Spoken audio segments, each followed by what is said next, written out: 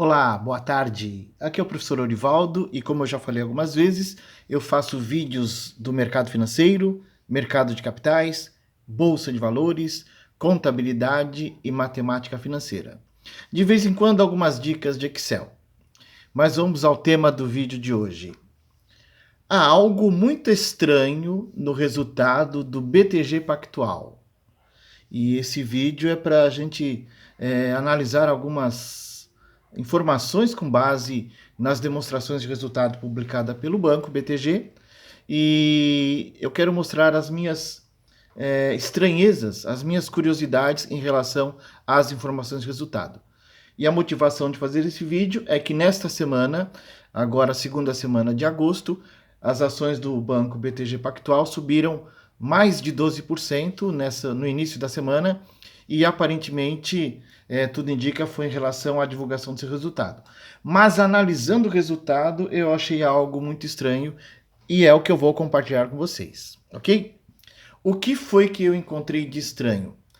Nesse quadro que é divulgado pelo site do Investidor 10, em que compara o lucro por ação com a cotação da ação, as ações do BTG são negociadas com o código BPAC11.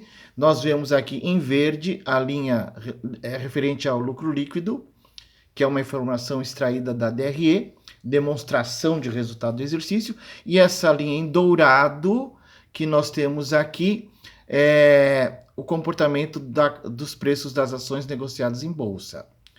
O que foi que chamou a minha atenção? Esta reta. Então, os resultados divulgados em 31 de dezembro de 2021, 2022, 2023, 2024 e parte do ano de 2025 descreve uma reta. É muito difícil isso acontecer. Alguma explicação eles têm.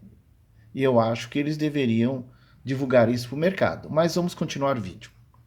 Aqui a comparação, eu vou comparar esse comportamento do resultado do BTG com resultado do Itaú, Banco do Brasil, Bradesco, Santander, Banrisul, Banco Pan e ABC Banco e BMG.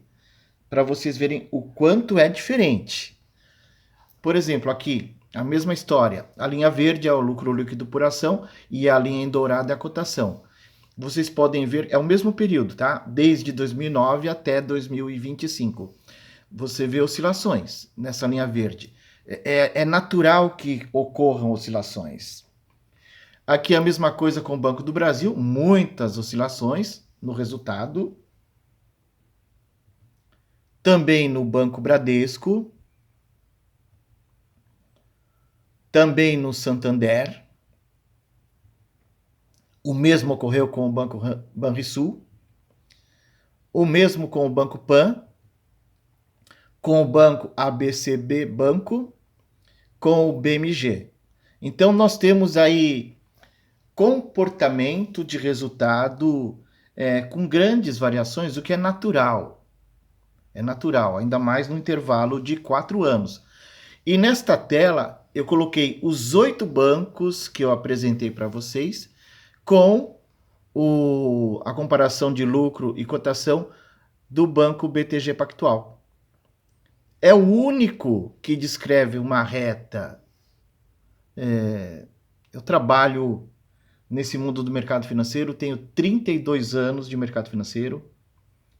Trabalhei na controladoria do Banco Sudameris, fui um dos gerentes da contabilidade do Banco Safra. Sou contador, sou mestre em controladoria e contabilidade estratégica, leciono há 20 anos em cursos de administração e contabilidade e um pouquinho disto eu conheço. Não sou a maior autoridade em contabilidade, muito longe disto, mas eu tenho uma experiência aí de mais de 40 anos nesse mundo, principalmente mercado financeiro, que é a minha especialização. Eu tenho livro de contabilidade bancária, eu tenho livros na área de comércio exterior. Então, alguma coisa eu já vivi no mercado financeiro. E eu falo sem medo nenhum de errar. É praticamente impossível uma linha de resultado descrever uma reta. Então, qual a explicação? Aqui tem as informações que eu usei para fazer essa análise. Está também publicado no site do Investidor 10. É um resumo de informações de resultado, de indicadores fundamentalistas. É um resumo de 2020 até essa metade de ano de 2025. Aqui eu pesquisei no site de relações com investidores do BTG Pactual. A demonstração de resultado está aí, vocês podem pausar o vídeo caso queiram fazer alguma análise do ano de 2020, do ano de 2021, do ano de 2022, do ano de 2023 e do ano de 2024. Lembrando que eu estou usando informações do consolidado. Continuando mais um pouco. Com base no resultado líquido, né, o lucro líquido ao final das DREs dos anos 20, 21, 22, 23, 24, nós temos este comportamento, é uma reta. É uma reta. Desculpa, mas não acredito nestes números. Por qual motivo? E eu vou explicar os motivos daqui a pouquinho, tá? Posso estar totalmente enganado e até gostaria de estar errado, mas eu nunca vi isso na vida. Ok? E considerando essa reta, dá até para se projetar que em 2025 eles apresentarão um lucro por volta, lucro do ano, por volta de 14 bilhões de reais. Se seguir essa trajetória. E aí eu peguei os dados das DREs e montei gráficos por linhas da DRE, né? A receita de intermediação financeira, esse é o comportamento. As despesas de intermediação financeira, ano a ano, e o resultado bruto de intermediação financeira. Muito parecido com o gráfico do resultado líquido. Continuando mais um pouco. O comportamento das outras receitas, das despesas com provisões, uma provisão muito grande aqui em 2024, o resultado operacional, que é idêntico ao lucro líquido do exercício ao final das DREs. Mais um fator que gera estranheza. Outras receitas e despesas, esse é o comportamento. Despesas com provisões, já comentei que as provisões foram muito grandes em 2024. Resultado operacional, não operacional, 2021, um grande resultado aconteceu aqui, por volta de 900 milhões de reais a favor. Aqui o resultado bruto de intermediação, onde vocês conseguem ver as receitas e as despesas com intermediação pura. Imposto de renda e contribuição social desses 5 anos de análise, a participação estatutária no lucro e a participação de acionistas não controladores. E aí, juntando todos esses dados, né, numa forma de visualização numa única tela, as receitas de intermediação separadas por tipo, né? O primeiro bloco de informação, operações de crédito, o segundo, operações com títulos e valores imobiliários, o terceiro, resultado de operações de câmbio e o último, resultado de aplicações compulsórias. Nós vimos aqui o resultado de operações com títulos e valores imobiliários, é muito grande no terceiro ano dessa série, 20, 21 e 22, né? Aqui as despesas de intermediação, as mesmas transações, operações de captação no mercado, operações de empréstimos e repasses, resultado de operações de câmbio, provisões para operações de crédito e outros créditos. As provisões foram muito grandes, 2022, 23 e 24. Aqui nós temos um detalhamento das despesas com provisões. O primeiro bloco, provisões para passivos contingentes, por exemplo, processos trabalhistas, processos cíveis, processos em geral movidos contra a instituição. E aqui outras provisões do segundo bloco. Os números são até relativamente pequenos em comparação às provisões para passivos contingentes. Nesse gráfico de baixo, resultado na operacional, nós vemos aí uma grande receita, aí os 900 milhões que nós já comentamos. Nós temos aqui outras receitas e despesas operacionais, o que são, né, um detalhamento de cada ano a ano, o que aconteceu, cada série aqui é um ano, cada uma delas. E aqui embaixo o imposto de renda e contribuição social desses anos, tendo que em 2020 um valor positivo bastante relevante relativo ao ativo fiscal diferido. Então, vocês pegarem todos esses dados de resultado, né?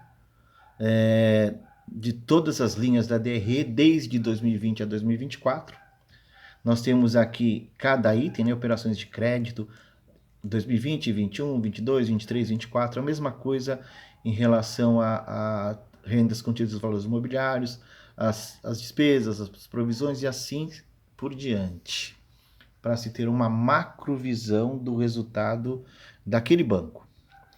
E aí, por que a minha estranheza em relação ao gráfico de lucro líquido ter apresentado uma reta em 4 anos, algo que, sem medo de errar, tá? Isso é quase impossível, tá? Por que eu afirmo isso? Durante esses 4, 5 anos em análise, nós tivemos uma variação cambial com muita variação. Vocês podem ver aqui o gráfico, né? Ele parte lá em 2 de janeiro de 2020 em algo em torno de R$4. Por causa da pandemia do novo coronavírus, chega a R$6.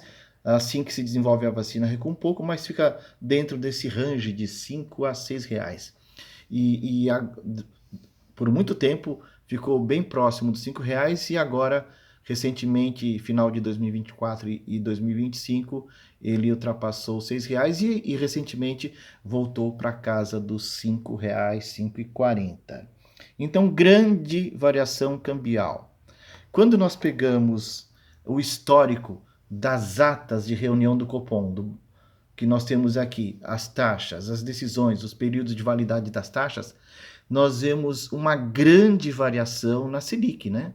Em torno de 4%, em função da pandemia, o Copom reduz para 2%, assim que se cria a vacina e as coisas vão melhorando na economia brasileira e global, a Selic, isso gerou inflação, a Selic começa a ser acelerada, chegando a 14% em 2022, um recuo pequeno em 2023 e 2024, e agora, 2025, nós estamos aí com 15%. Então, olha o que eu estou falando. Com tanta oscilação na variação das taxas do dólar, com tanta oscilação e crescimento da Selic, como é que pode o resultado ter descrito uma reta em 4 anos? O resultado líquido.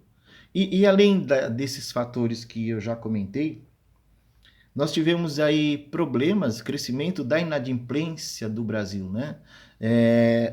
Informações divulgadas pela Serasa no ano aqui de 2021, 27,7% eram com bancos e com cartão de crédito, então bastante relevante.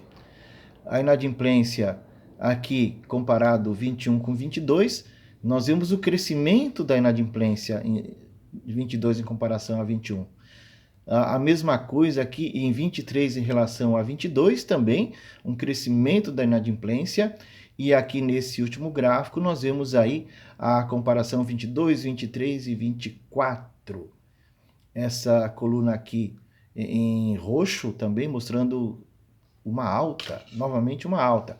Então, como é que nós temos aí um resultado líquido muito bom, descrevendo uma reta perfeita em termos de crescimento das barras.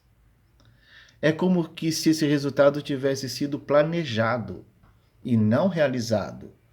O resultado pode ser maior do que isso que estamos vendo, ou até um pouco menor.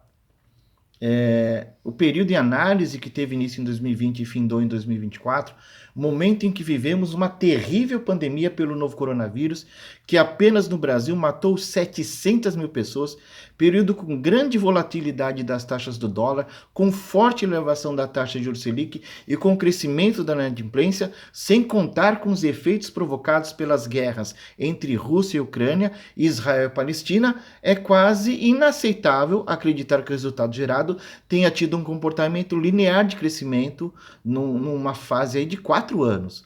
21, 22, 23, 24. Essa linha que nós vimos em um gráfico aí um pouco mais no início do vídeo, isso é assombroso, estranho, né? É realmente muito estranho. Qual foi a mágica? Qual foi a mágica do BTG? Das duas, uma. Ou o pessoal do BTG está muito acima da média e os concorrentes são incompetentes, ou tem algo, no mínimo, estranho. Não consigo entender e muito menos concordar e aceitar que, com tantas coisas que aconteceram no país, o resultado tenha sido linear em 4 anos, com grande volatilidade da taxa do dólar, com aumento forte da Selic, com crescimento de inadimplência, essa reta. Comparado com Itaú, Banco do Brasil, Bradesco, Santander, Banrisul, Banco Pan, ABC Banco e BMG, não faz sentido. Essa reta não faz sentido. Não estou dizendo que eles manipularam o resultado. Eu estou dizendo que não é natural. Exatamente pelo que foi demonstrado aqui, né? Grande variação cambial, alta da Selic, crescimento da inadimplência e o resultado em nenhum momento foi abalado. Ou o pessoal do BTG é extremamente competente e conseguiu driblar todos os problemas da economia, todos, foram muitos, e tem uma equipe muito superior aos concorrentes. Ou então tem algo errado. Qual foi a mágica? Qual foi a mágica? Então esse vídeo eu fiz questão de montar para quem gosta desse tipo de informação. Vou mandar o link desse vídeo para Banco Central, para CVM, para Price, que auditou o banco, e para algumas casas de análise, porque, na minha opinião, das duas, uma. Ou lá no BTG só tem gênios e no mercado um bando de incompetentes, ou tem algo errado. Ok, pessoal? Esse era o recado de hoje. Obrigado pelas visualizações dos vídeos deste canal e abraços!